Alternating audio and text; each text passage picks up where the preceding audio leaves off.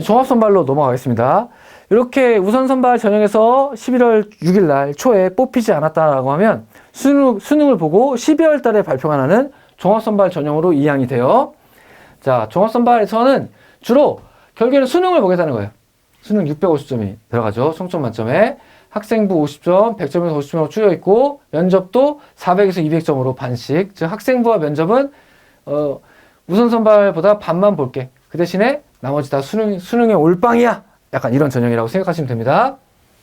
자, 결국 수능이 어떻게 반영되는가가 중요한데, 자, 여기서 잘 보시면 성적 반영에 있어서, 자, 사관학교만의 특이점인데, 이것도 앞서 봤던 내신과, 그 1차 시험과 똑같이, 뭐로 한다, 이거? 전국 최고 표준 점수로 또 나눠버려요. 우리가 정시 보고 나서도, 쌤, 그럼 정시에서는 국어를 잘 봐야 돼요? 영어를 잘 봐야 돼요? 수학을 잘 봐야 돼요? 이런 얘기들 많이 하는데, 어려웠던 걸 잘 보면 내가 유리하다고 생각할 텐데, 국어 표점, 수학 표점이 막 되게 높게 나오는 수학이 굉장히 어려운 시험인데, 내가 점수를 잘 받았어. 그러면 내가 유리할 거라고 생각하는데, 그게 아닐 수도 있다. 전국 최고 표점이 높다는 얘기는 분모가 높아서, 그쵸, 반영 비율이 크지 않게 될 수도 있다라고 하는 게 정시가 됐던, 1차가 됐던, 수능이 됐던, 1차가 됐던 사관학교의 계산식의 특징이다. 그쵸? 그래서 국어와 수학은 표준 점수로 나눈다는 거를 좀 사관학교 공이 똑같이 꼭 어려운 과목 잘 본다고 해서 유리하지 않다는 거를 기억해달라. 또 한 가지, 해사에 있어서 진짜 중요한 건 영어의 반영 비율인데, 잘 보시면 등급에 따라서 점수를 반영하는데 그 격차가 1000점 만점에 20점이에요. 국어가 1등급 떨어질 때 그러면 환산 점수가 20점이 떨어지느냐? 안 떨어져요. 20점 안 떨어져요. 1.5 내진 진짜 쉬웠던 경우에는 2등급이 떨어져야 20점이 떨어지려면 말랑인데, 영어는 오히려 이렇게 차등 점수를 줌으로써 한 등급 떨어질 때 국어나 수학이 한 등급 떨어지는 것보다 훨씬 더 큰 점수가 떨어지게 고안되어 있는 게 해사의 특징이다. 그래서 실질적으로 해사 지원생들 중에 영어가 3등급이 되는 순간 그거를 잘하기 위해서는 국어, 수학에서 엄청나게 보완을 해야 되는 거죠.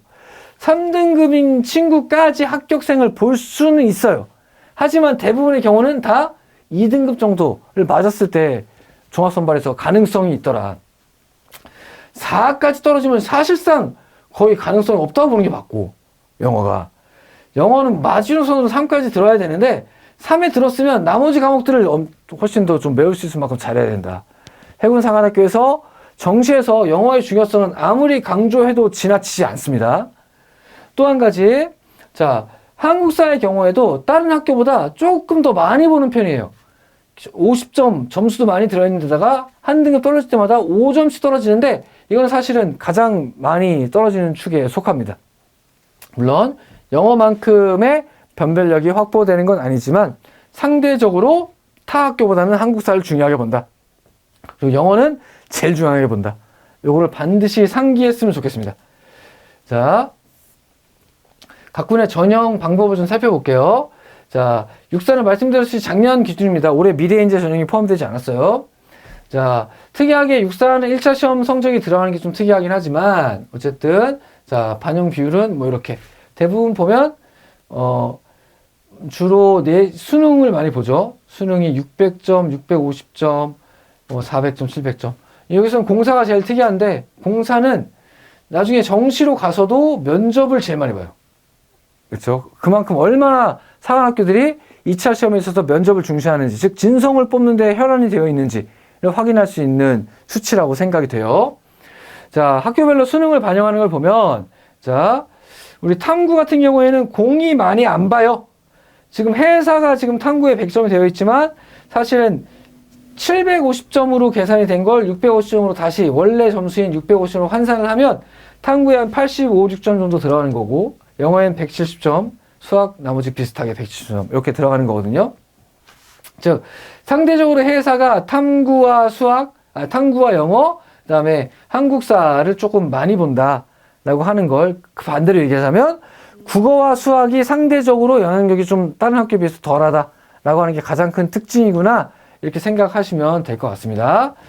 자, 한국사도 제일 많이 보고 이렇게.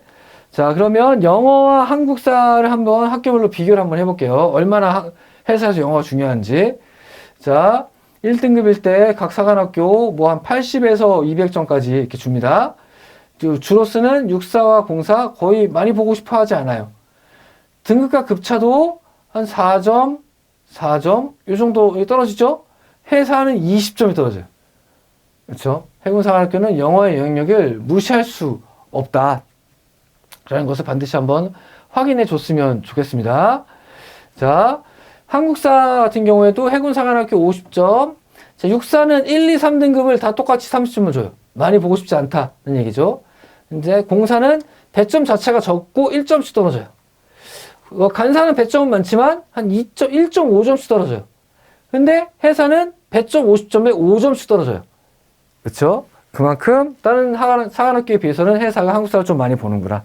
이런 식으로 비교를 한번 해볼 수 있을 것 같습니다.